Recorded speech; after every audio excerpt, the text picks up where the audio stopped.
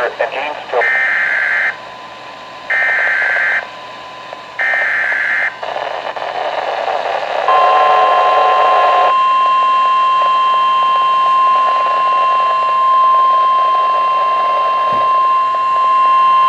The National Weather Service in Norman has issued a severe thunderstorm warning for southeastern Jefferson County in southern Oklahoma, east central Clay County in northern Texas until 8:45 p.m. Central Daylight Time.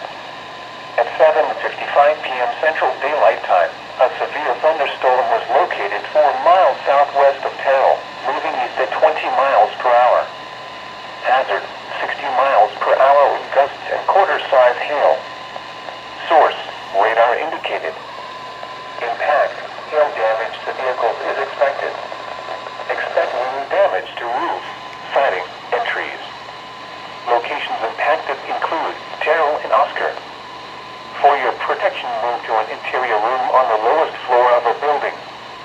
Torrential rainfall is occurring with this storm and may lead to flash flooding.